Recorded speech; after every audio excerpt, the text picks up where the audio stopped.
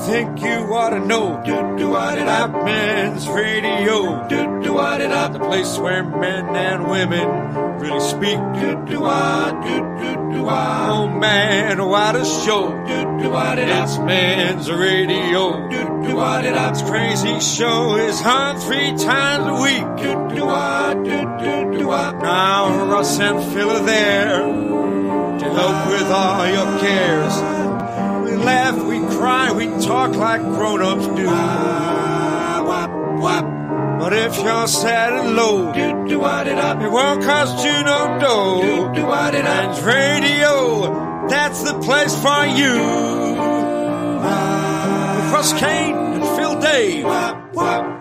And a very good afternoon to you. Well, as you may be observant enough to see that no, it is not indeed with Russ and Phil today. In fact, it is actually Chantal Rickards OBE and Phil today. So a very good afternoon, one and all. And a very good afternoon to you. Chantal, it's a complete pleasure that we're going to have you for the full hour. So thank you very much indeed for sacrificing your valuable time in such a way. And hopefully that you're not too put off by the end of it. It's straight in, the messages are coming in. And they've recognized, I've got to give credit where it's due to this audience. They do notice change, you see. Because straight away, Fat Scotty has said, Phil and Chantal, exclamation mark, exclamation mark, exclamation mark. Howdy. Well, howdy to you, Scotty, as well. Robert Van Buren. Sorry, Chantal. No, I was going to say, it's jolly nice to be here. We probably won't talk television for a whole hour because we might lose the rest of the audience who are not interested in television at all. So we'll probably just bob along and see how it goes. Well, I also feel as well that there's probably something to be said to talk television for a duration that's considered probably longer than your average TV show. So it's probably not such a hot idea. But Robert Van Buren also chimes in and says, hello, Phil and Chantal. Karen Shortland says that as well. Hello, Karen. And Elizabeth Green, all over in New York, says, oh, good, now entertain us. Well, we do need to get the weather forecast from New York. Absolutely. No pressure there from Elizabeth Green. I have to say, Elizabeth, I've just noticed I know this won't work terribly well for our radio listeners here, but allow me to explain that we put up on the screen the messages that come in from the listeners as and when they communicate with us. And I can't help but observe that there are profile pictures automatically attached to those messages. Well, Elizabeth, your hair is looking mightily impressive. It has to be said in your profile picture that is now associated. Fat Scotty says, can we talk 80s TV and reminisce? There's an hour's worth of content right there. Let's get on to reminiscing in just a moment. Paul Claridge, good afternoon. I only tuned in for a short time as I'm starting work soon. Well, don't worry, Paul. The fact that you've tuned in at all is much appreciated. So thank you very much indeed for that.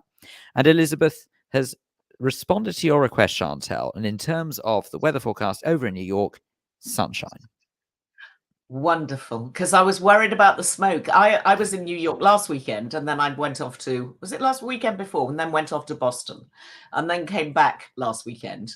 But I managed to avoid all the smoke, the fire that had been raging in Canada, and sort of reduced New York to a sort of a dull, strange place. I didn't see any of that, but this time last week, I think New York was under a pall of horrible smoke. Yeah, the pictures actually look very scary. It was like something out of a film of some description, not to get onto film and TV before ahead of time, but it did look like something out of a film. You know, you just sort of see these visual effects that accompany films when they're based in sort of one of the major cities, London, New York, wherever it is. And then suddenly you just sort of see a situation that looks totally out of the blue. Well, it kind of looked like that. It was a bit odd, really, to say the least. Well, I hope they put the fires out because Canada's a big place. And there are a lot of trees in Canada, so hopefully they've managed to get it all under control.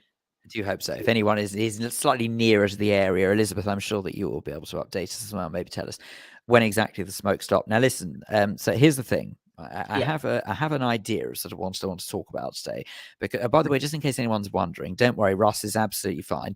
We did know he was going to take today off, so please don't fret. He'll be back with us on Monday as normal. But he sends his apologies as he has to deal with something that is beyond his control today. But do not worry, Russ is most certainly okay and we'll be back on Monday.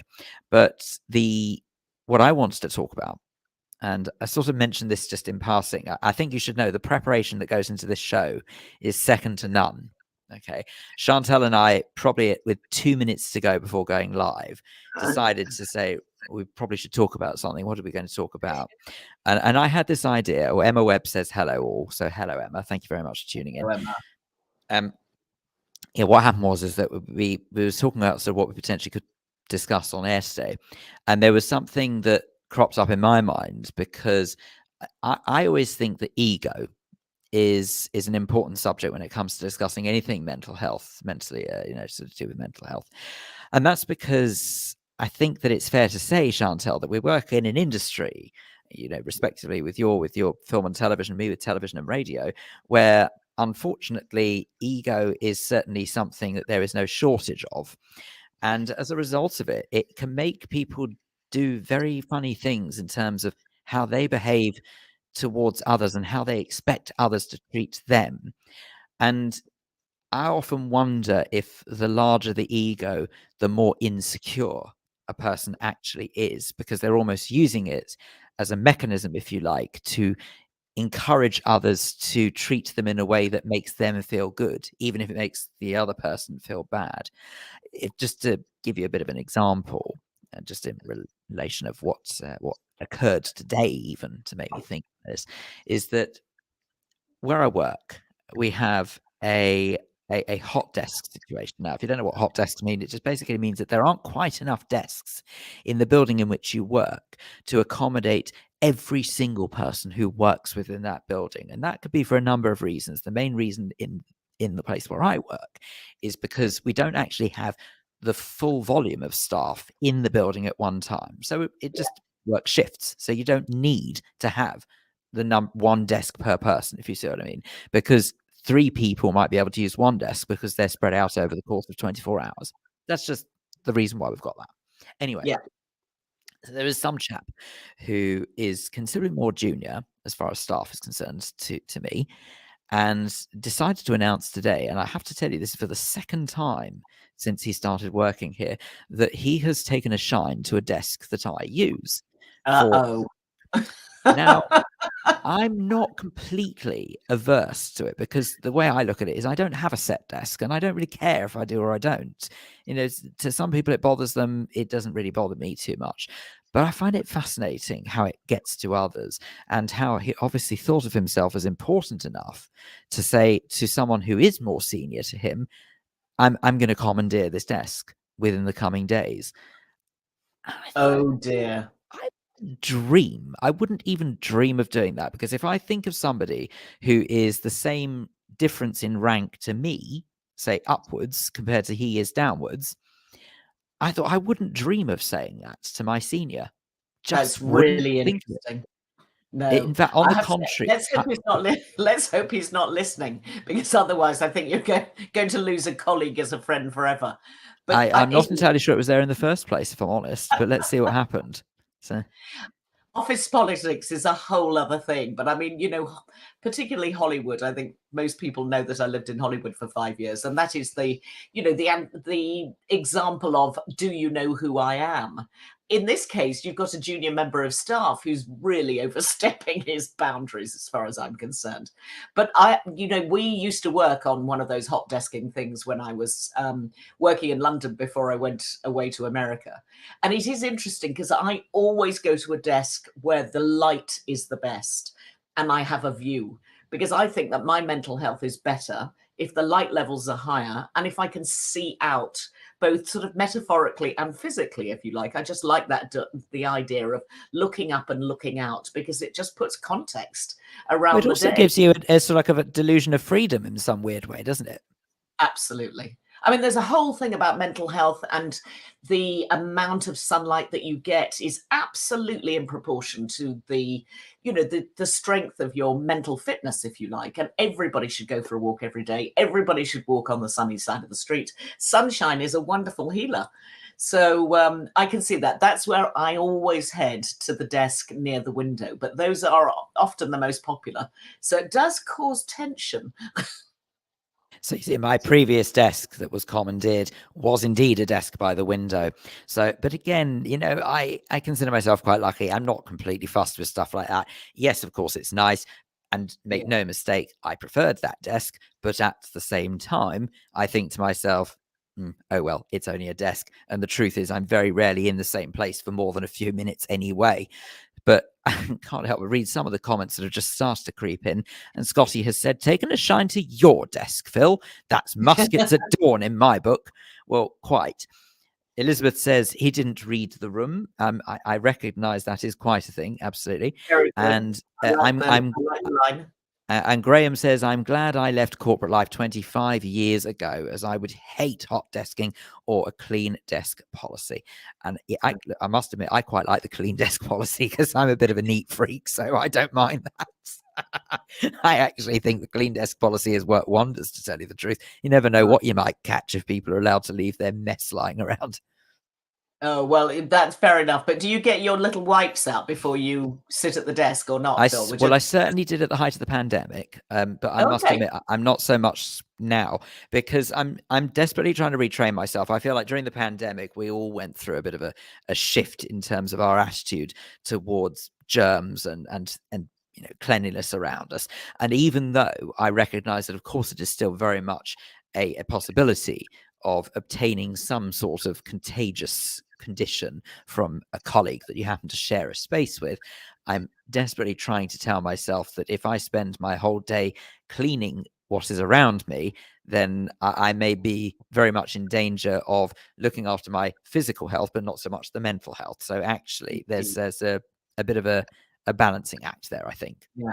And of course, it has been the week of egos, has it not? I mean, I'm sure you've been talking about our political friends all week on your other radio and TV broadcasts. I don't know what you're talking about, Chantal. Who could you be referring to? Who in the limelight, who in the Commons could possibly be the subject of ego syndrome? Oh, wait, our former PM. Well, that is what it feels like to me. I mean, the whole thing of throwing one's toys out of the pram, you know, after the thing has been played out, I just sort of don't see the point in getting so, you know, aerated about it after the event. And I do think that Boris has slightly lost the plot, and I think his ego has clouded his judgment in all sorts of ways. But what's happened in the last week has just been ridiculous. Just watching it play out has been, you know, a farce, a television farce in its own right.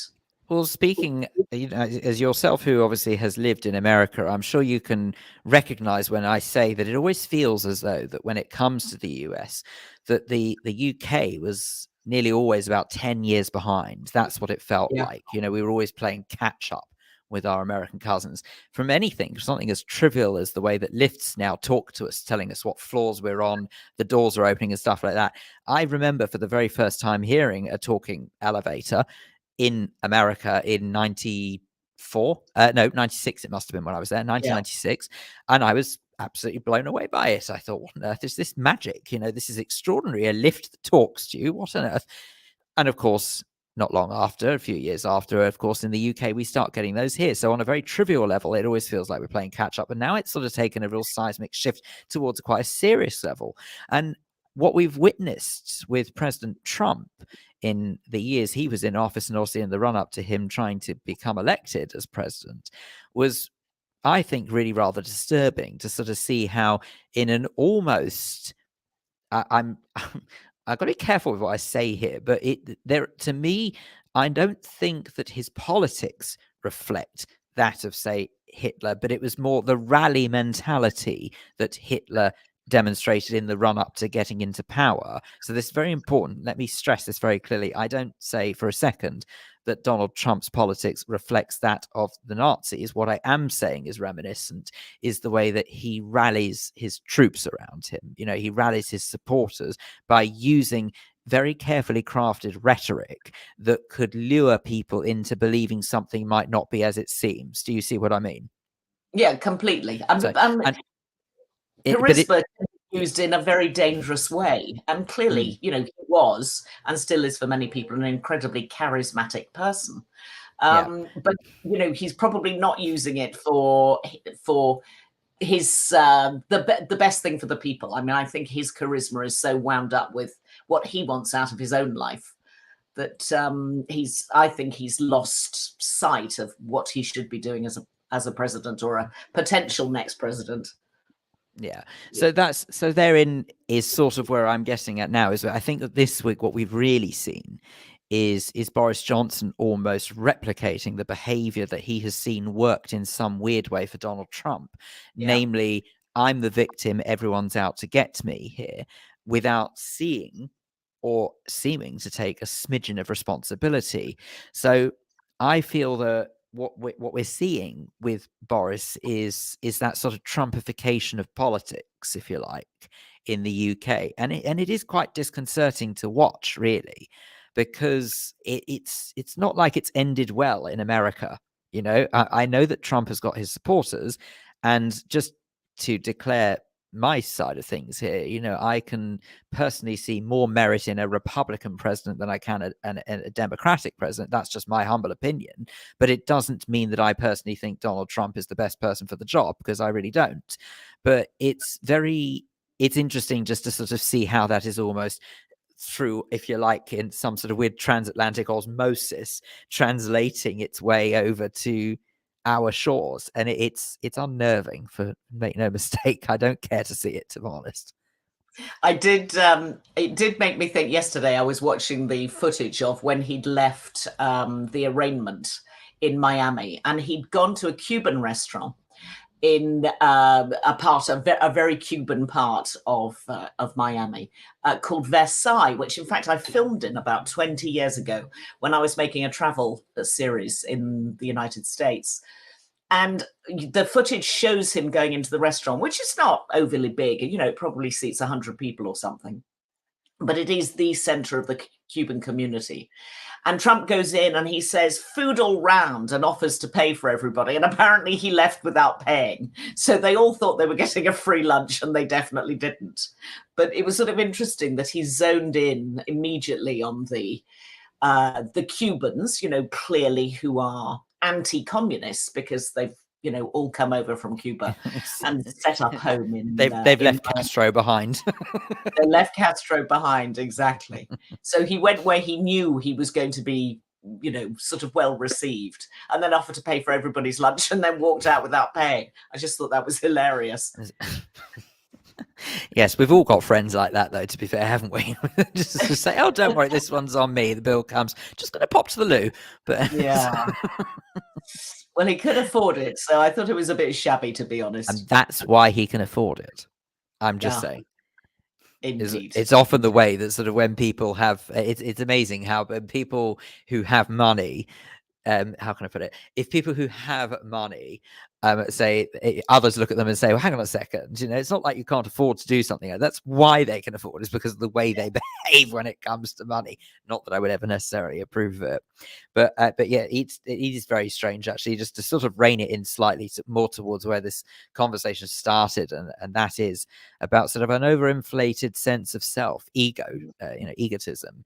I just think that it's so strange how it's almost like we allow it to happen. That's the only way I can describe it, you know. And I'm not necessarily talking about within the industry. I'm talking about generally, because I believe wholeheartedly that the bulk of people, by and large, are decent in this world. I really do believe that most people in this world we live in actually have good intentions. They just want to live their lives. They don't necessarily want to trample on others to get that good life. They just want to, straight down the middle, just go about their lives. And I think that's personally a respectable way to be. However, of course, there are one or two who go either side of that line, and in particular, the ones who go way off and start sort of behaving in such a way that means that they don't care if they trample on others who happen to get in their way. But then what comes with that is this, as I say, is this almost overinflated sense of self. So they will then allow themselves to think that they are better than the others around them. And it's frustrating to me that those who do go down the sort of the proverbial center line and just live their lives don't pick others out on it. They don't sort of comment on it. They don't sort of say anything. They just want to say, oh, okay, well, that's obviously what they want to behave. I wouldn't do it myself, but, you know, whatever.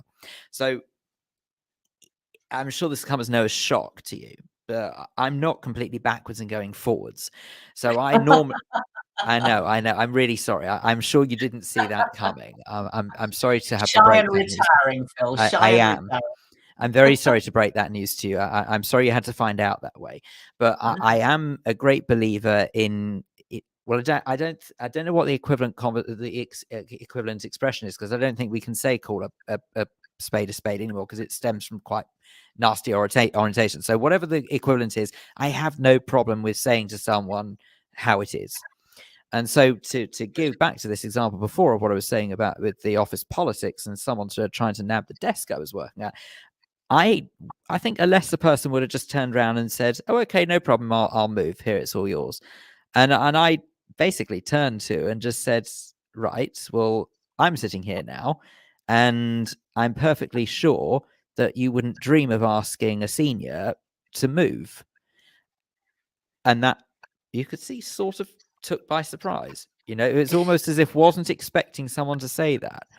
And with that, walked off and went to go and set up on another desk.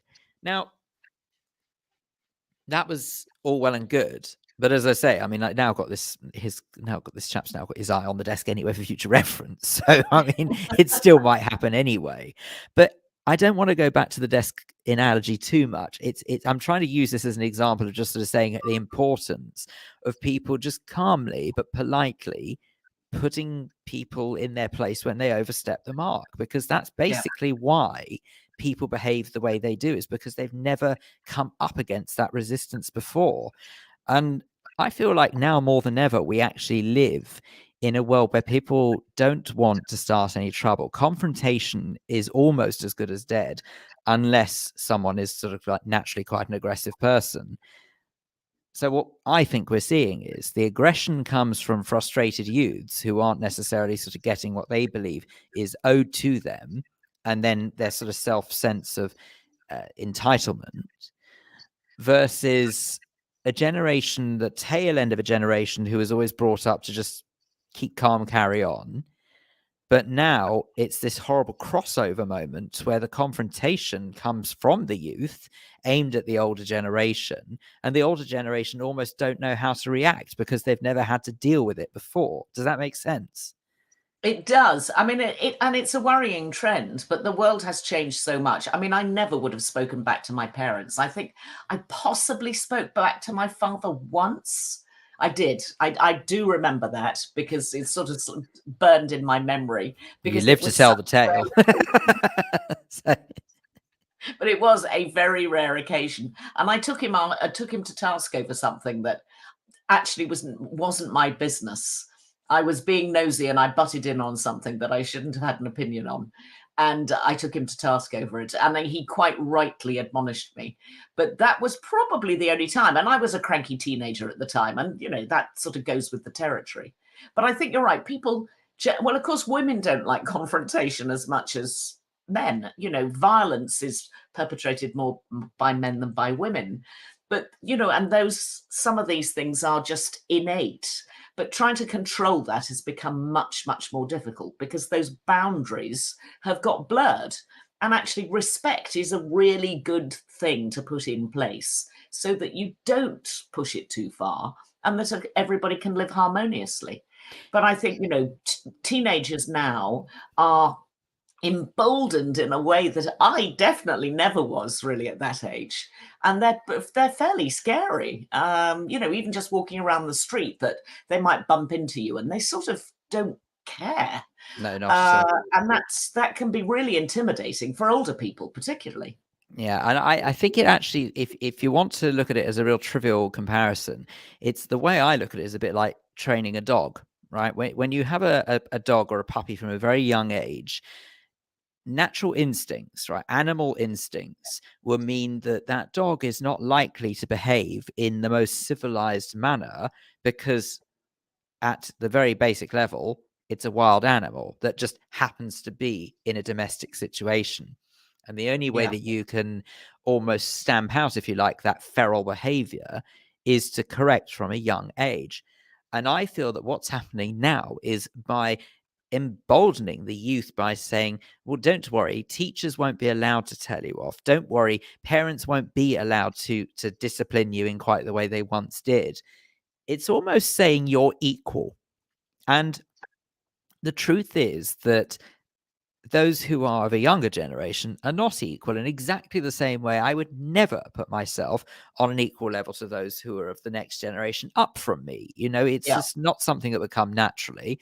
I would only ever respect the next generation up from me, but I think rightly want to see that respect reciprocated from the generation down, and it's just not happening. So if you like, so I'm almost like part of a sandwich generation, this crossover generation, if you like, that is now seeing that, if you like, I have to respect those who are elder, which I would do anyway, but then I also have to respect those who are younger than me automatically, just because they're human, if you see what I mean, and not necessarily that there'd be any consequences for them misbehaving. And it's very hard to comprehend, and I actually think it does affect a lot of people, probably more than they speak out, because it's, as you say, it's quite unnerving. Yeah, I don't know how teachers do what they do any longer. That the lack of respect towards the professions, whether it's medical staff or ambulance workers or police or teachers. I don't know how they do their job without some level of respect being afforded to them. I think it's really tough, actually. Really tough. Oh, I'll say. I mean, my sister is a primary school teacher, and now Is luckily, being a primary school teacher, it means that she doesn't have to deal with quite the same level of hormones as, say, a high school teacher would have to deal with. But it is extraordinary when she sort of says some of the things that she's come up against, and that's, would you believe, from the parents more so than the pupils. Just the way that the parents think they can speak to her as a teacher now is just absolutely extraordinary.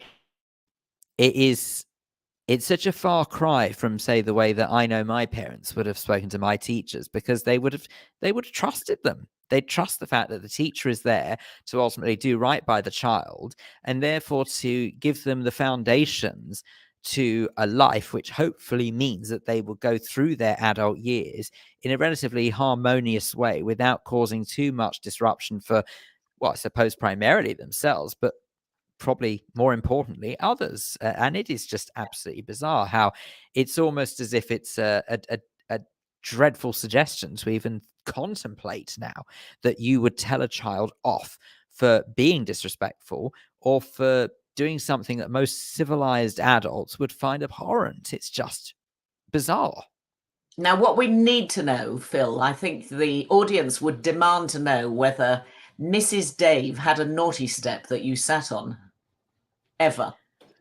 No, I don't actually think she ever went down the naughty step route. And the trick was, I think my mother, both my mother and father, they're both very much of the discipline persuasion that good behavior is rewarded, bad behavior is punished. And by punished, I mean that something that is a privilege is removed. So, for example, I frequently remember that my father had this great trick where, I mean, obviously it wouldn't be quite so possible now because obviously technology has changed, but my father used to go around the house cutting aerial wires. And this was, in other words, what would happen is that if I wanted to watch TV, I couldn't because there was no signal going to the box. So we wouldn't be able to watch TV. So that was one of the tricks. And if it was a punishment, then it would be anything from a day, 2 days to a week, 2 weeks. It would literally be that severe as to say, look, if you're going to behave like that, you just will not get the privileges that you enjoy. And there are several occasions where arrangements were cancelled because they would rightly turn around and say, well, sorry, that's a fun thing to do. If you're going to misbehave, you're not going to have access to the fun things you like. Why should you? And to be fair, I actually think that in hindsight, maybe I didn't appreciate it at the time, but I know that they did their best by me. And I have reason to believe that the methods they used were very successful, because the truth is, I think I do respect others considerably more than some I stumble across. Whereas it's it's strange, you know. I mean, a lot of people have sort of said, you know, oh, it's since they removed the cane from school. It's since they removed smacking and stuff like that. But I disagree with that because my parents never resorted to that ever. Yeah. I think actually no, I lie. I think I think no. So hang on a second. I don't want any comeback on this because I approve of it, and it was me it was aimed at, so I have no hesitation. I think my father, I remember, smacked me once. Fair enough. Like, absolutely once. And I tell you what it was. It was the time I swore at him as a 9-year-old child, saying the F word. Oh, And he was you were precocious. No, he was very upset by that. And I think what he wanted to demonstrate to me was the shock level associated with using such foul language in his house. So I remember the exact sentence I said, and he said, "Say that again." And I said, and as soon as I said the word, whack. And what he was doing is he said, "Don't you ever let me hear you use that word again." And, how interesting. And of course, the association with that was, wow, that must be really bad if that happened, because it wasn't the go-to punishment. Do you see what I mean? It's not like it happened like I said, I think it literally happened once, but it was never, it wasn't the go-to. It was a case of he was saying, that's how severe what you've just done is. And I got to tell you, it worked, because I didn't swear probably till about the age of 18. How interesting. Well, I got severely ticked off by my father once when I think I was 8, and I had a little brother who was 4 years younger, and still do, lovely Charles. And I had been given a plastic croquet set where the handles were wooden, but the head of the mallet was plastic. So they weren't a really vicious weapon, but clearly I followed them in anger. And I clocked my little brother round the head with the plastic of the croquet mallet.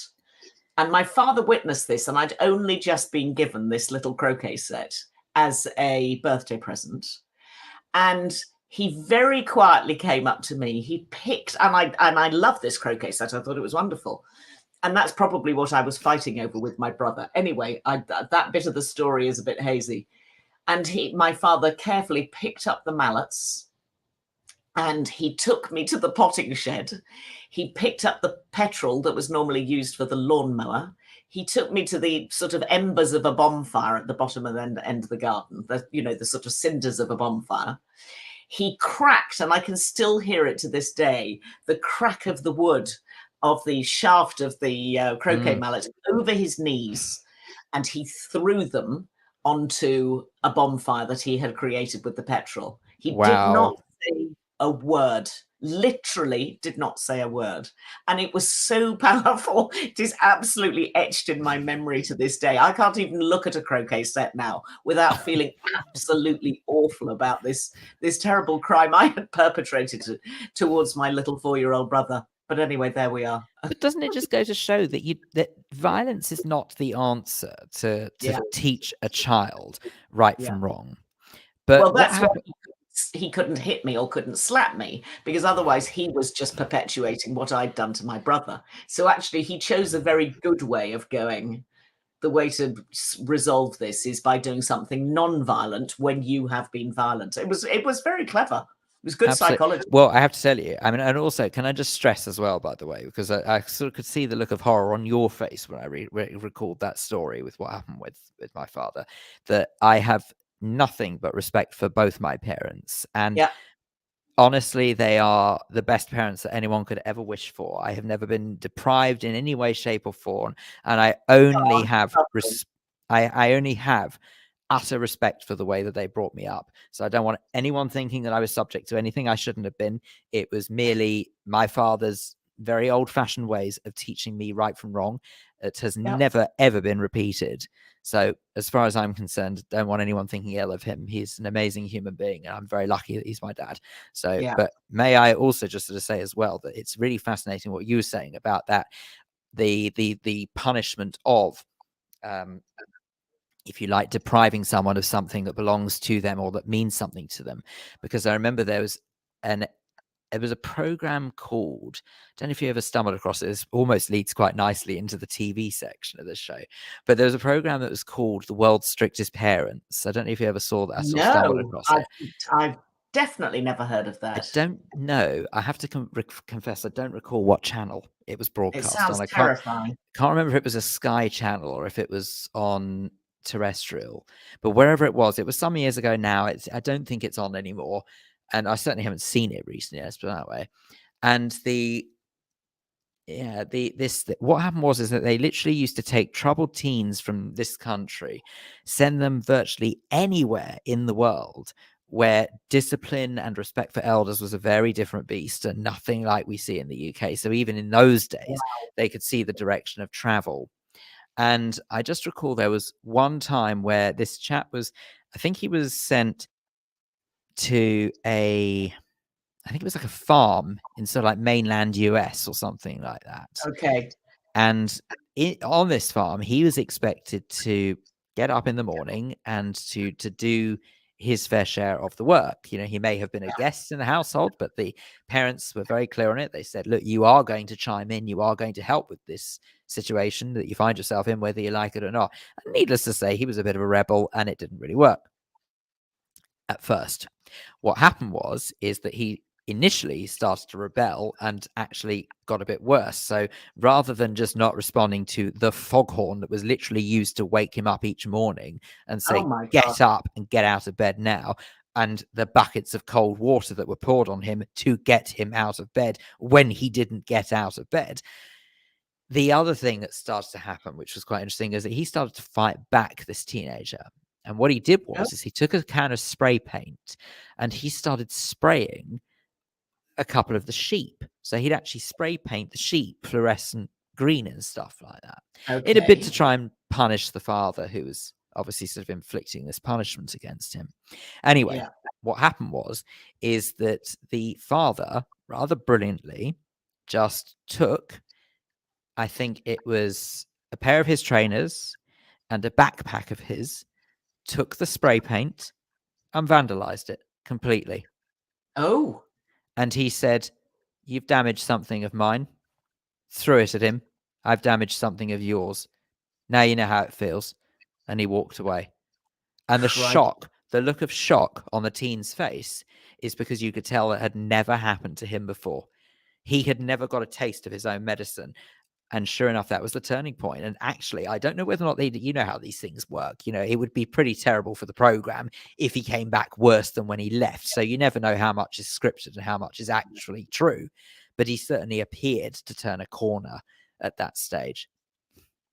That's interesting. It takes us back to something I read about Boris in the Times a couple of days ago, about the fact that when he first got to Eton, he was very surprised to be challenged by other people, or to be told that he wasn't the most brilliant human being or he wasn't top of the class. And actually, maybe that tells us something about his upbringing and who he was, that actually he just thought he was completely and utterly brilliant at everything and didn't cope well with being told that actually he wasn't top of the class or the best child on the planet. Sort of interesting. And maybe that's being played out 50 years later. Who knows? It totally does. But actually, it has to be said, whilst we're on the subject of Boris, and I'm really sorry, I can see there are some messages that have come in. We promise you we will get through some of those messages. I'm not ignoring them. So thank you very much to those who have sent in. But it does go. I actually have to say that when it comes to Boris, I wholeheartedly believe the guy is a genius. And I don't use that word lightly.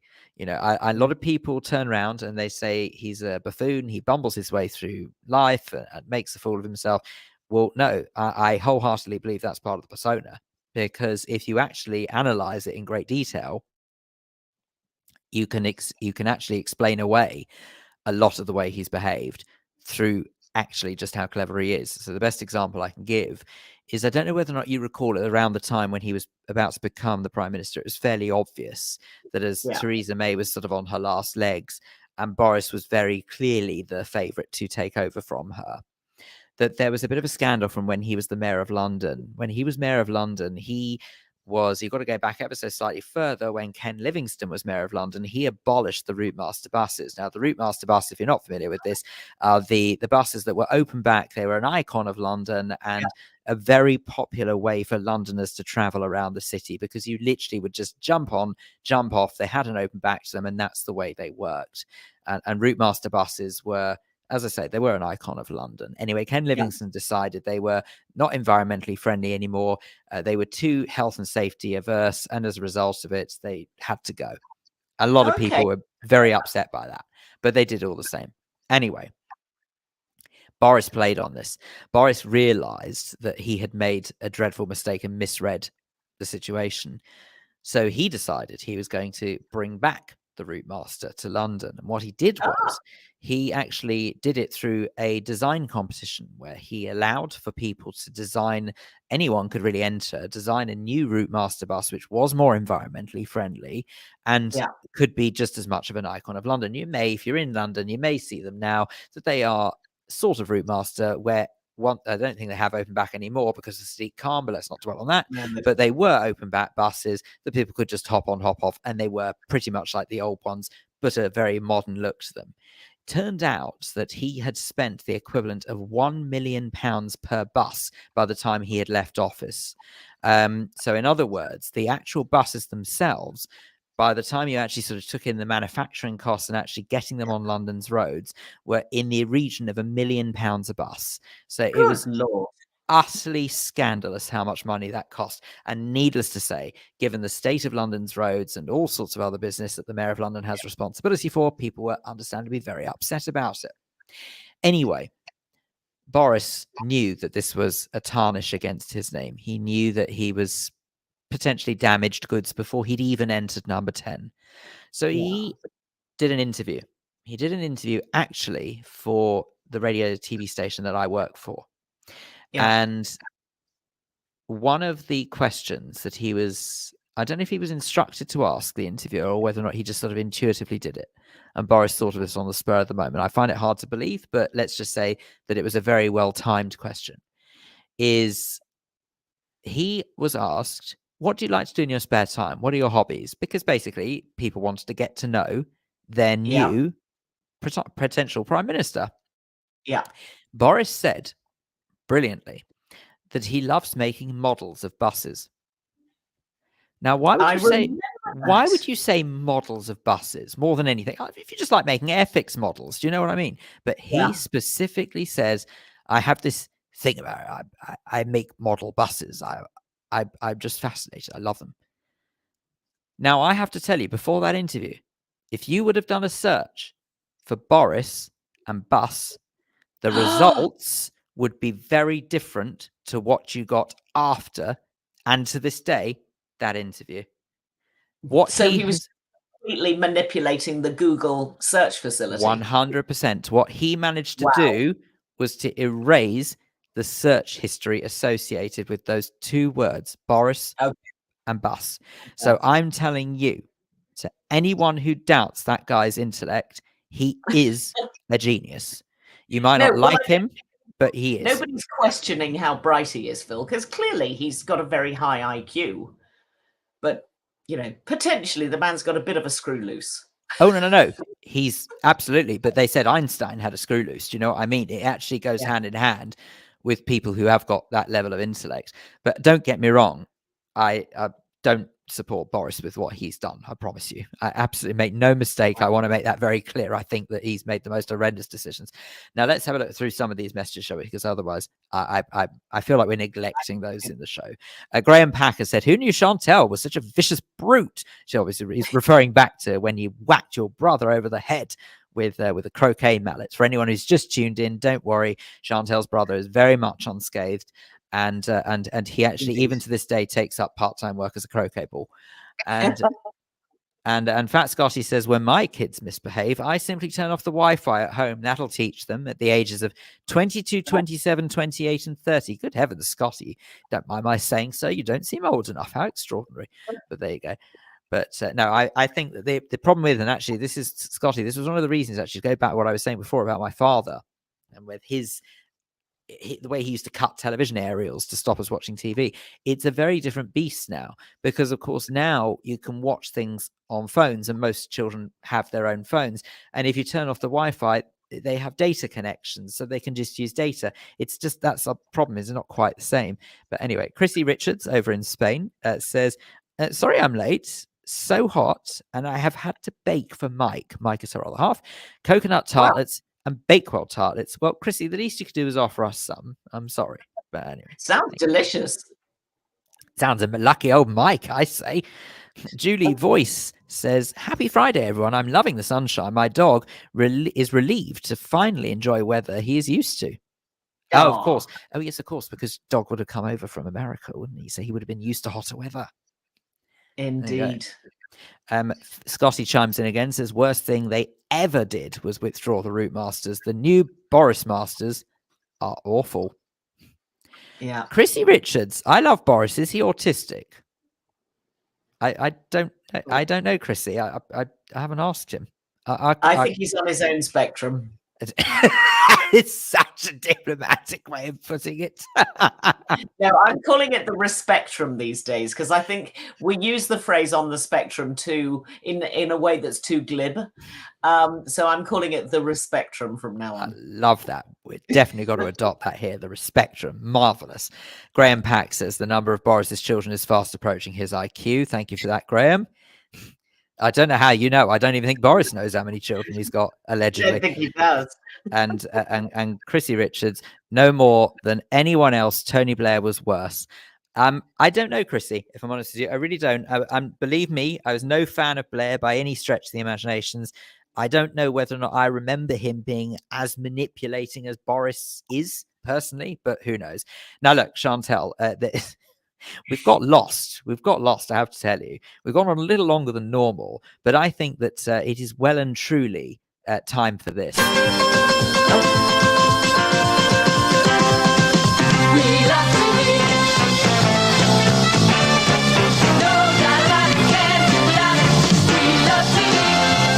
Indeed, we do love TV, and Chantal, we absolutely love the fact that you have been here for the whole show already, but no one better to guide us through something for the weekend, as they say. So, Chantal, what have you found?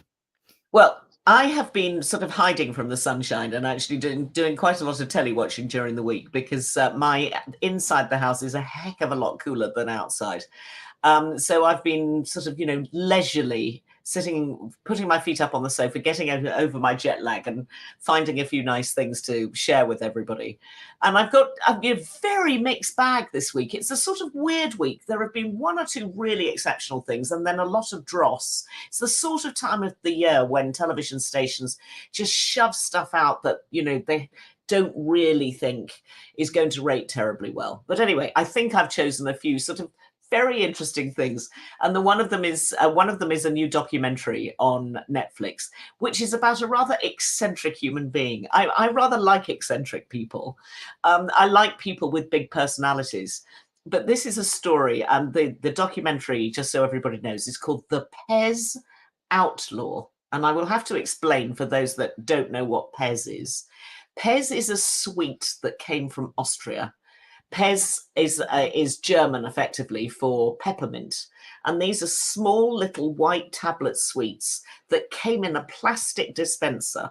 And the plastic dispenser had a sort of head on it, a character head on it. And you would be able to flick one of the little mints out of this plastic dispenser. I mean, this was in the days where single-use plastic wasn't even a thing, because I think Pez goes back to something like the 1920s. And these were being I did not know it was that old. Wow. Yeah. Being manufactured by an Austrian, sweet maker, basically. But what sort of took over was not the fact that the sweets were great, because they're sort of neither here nor there. They really weren't. But it's the little plastic dispenser with the head that you open up and then you flick the sweet out of it. And those have become collector's items. And I remember Pez Wars, let me tell you, when we were in the school playground. Really? When people used to compare Pez, it was extraordinary.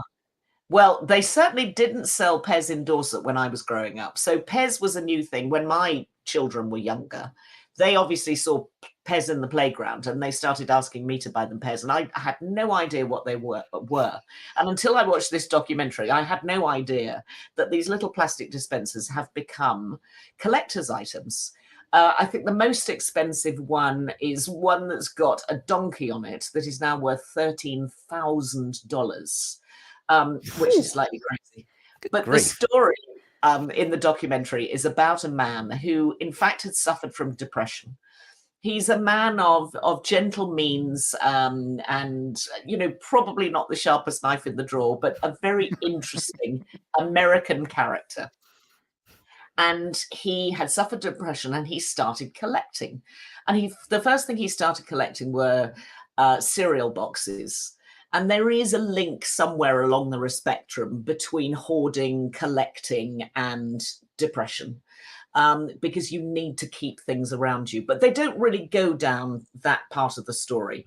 So don't think that this is a great exposition of the mental health of somebody who's a collector. It's not. It's just a lovely story about a man who started collecting the Pez characters, the Pez dispenser, and then selling them. But he built up this extraordinary collection over the years.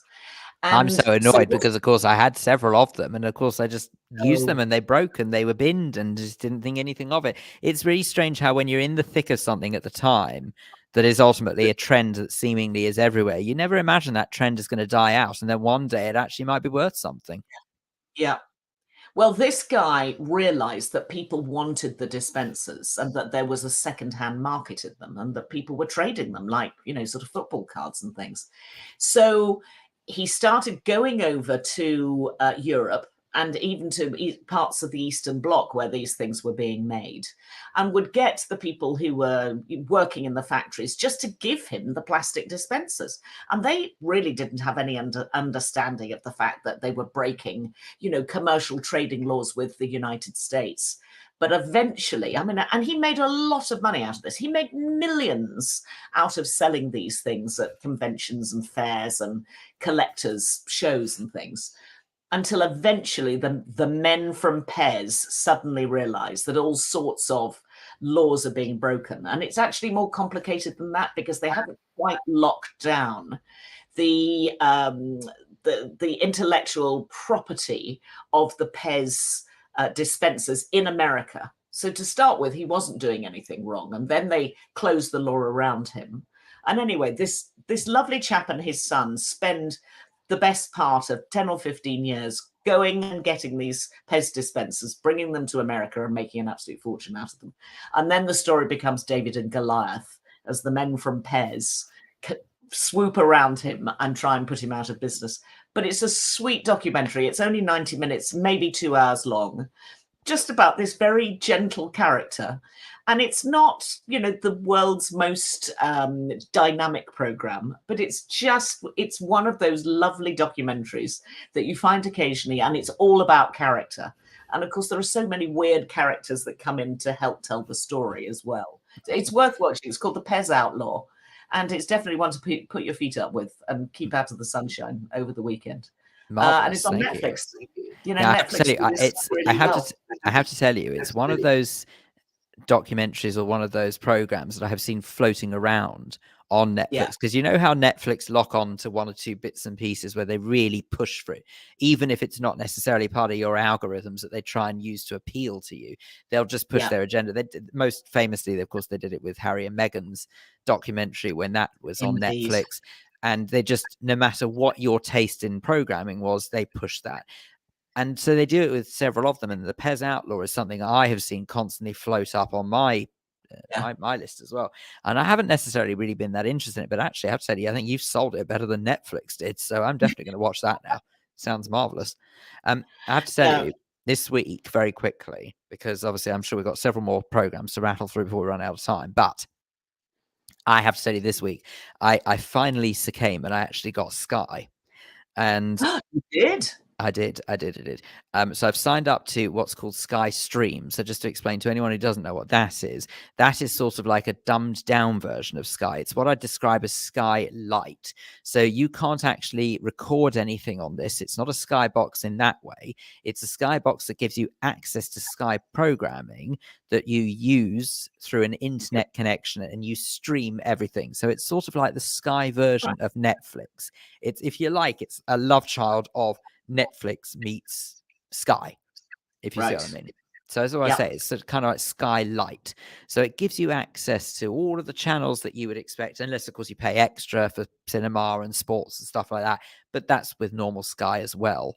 But you don't need a satellite dish with it. It's just literally a little box you plug into an HDMI thing at the back of the TV, and off you go. As long as you've got an internet connection. Anyway. Good. Well, that's good to know. I didn't know that. I've seen that they've been advertising lots of different packages recently.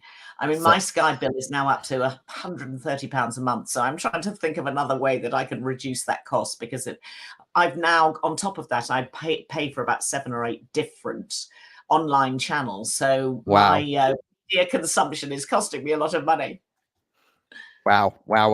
Okay, so here's the thing. There is a show that I watched on Discovery Plus, which comes with the the Sky package, called Renault My Rental. Now, it's actually an American show. Okay, Renault My Rental is an American program that it sees this designer who, I think she won some sort of competition in the US. I don't remember what her name is. But she won a sort of competition, and she's now been given her own program. What she does, she goes around to people who rent their own properties. It's obviously due to a rise in people renting their properties. Now, it happens here, as we know, but it also happens in America as well. People don't necessarily go out their way to get a mortgage anymore to buy somewhere. They actually more often not rent. But of course, as a result of it, it means that they feel less obliged to make it their own home. So this is just about that twist in interior design programming that actually focuses on the rental market instead. It's quite a good concept, to be fair. And of course, they recognize that a budget is involved, so they'll always try and renovate it on a budget. And I have to say, if you have the ability, if you have the access to Discovery Plus, it's quite a good little feel good show. Renault My Rental is what it's called. And all it does is it just really just focuses on, like I said, people who rent, who maybe otherwise wouldn't have the opportunity to make their home feel like their own.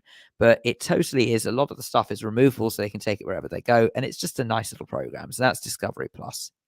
Oh, well, that's lovely. I used to, I acquired for British television a big American series called Extreme Makeover Home Edition about 15 years ago. Loved it. Which was probably the opposite of your renovation program, because they would just demolish the house within the first 3 minutes, and then they would build a brand new home for a deserving family over the course of a week. And it was just sort of explosive in every way. And it was, American television gone mad. I think it's still on air, or maybe has been on air in recent years. Yeah, you're right. So what happened is they took it off air for quite a long time. They then brought it back with the gracious me, what's that actor's name? Jesse someone, I think, out of 2.5 Men or something like that. Or Modern Family. I can't remember what his name. Maybe Modern Family. Jesse someone. Yeah. Anyway, so he's now the new host of it. And you can tell it's a lot more dumbed down than the original Extreme Makeover used to be. But it's a fabulous program. And funnily enough, that was also available on Discovery Plus. I don't think it is now. I don't know where it is now, but it was on Discovery Plus. But if you can watch Extreme Makeover, I highly recommend it. It's fantastic. Yeah, I was always a sucker for the the family story. I'd be in tears in about 3 minutes. And constantly. Wonderful reveal at the end. Have we got any quick fire suggestions? I'm so sorry. I've been waffling. The BBC have come out with something very good. It's a hard watch, but it's unbelievably brilliant, incredibly well written. It's called Best Interests. And Michael Sheen and Sharon Horgan play a married couple with a child who is comatose and brain damaged. And they have to decide what to do with this child. The hospital gets involved. The parents are not aligned. There is another teenage child in the family. it's so well done. I mean, everybody is talking about it this week, and deservedly so. I've only seen 2 episodes. There are 4 episodes for 1 hour. It's all there on the BBC to watch at the moment. It's a hard watch. It asks a lot of questions about having somebody disabled in the family and the effect that has on other people, and the mental pressure that one is under when one's got a sick child. It's really worth watching. It's a hard watch, but it's absolutely worth it, and it's called Best Interests. Best Interest. That's on the BBC iPlayer. Can I also throw in, whilst you are on the iPlayer, you might want to check out as well series 12 of Waterloo Road, which is the school drama. It's back again. Blooming brilliant. Series 12 back again. Absolutely marvelous. Speaking of absolutely marvelous, Chantal, thank you so much for keeping me company throughout the hour. Really do appreciate it. Thank you very much as well for any messages. Wherever you are, Russ, our love to you. Absolutely. And can we also say as well that we are sending thoughts and love to Ray Gelato, who of course sings our theme tune for this show. Ray, I know that you are having a very rough week, and obviously we are thinking of you. So hopefully you will, get through it in the way that needs be. Don't forget to tune in on Monday from midday. Russ will be back with Neil as normal. Chantal and I will be back with Russ, hopefully, next Friday from midday. But whatever you're up to this weekend, thank you so much and have a great one. Thank you.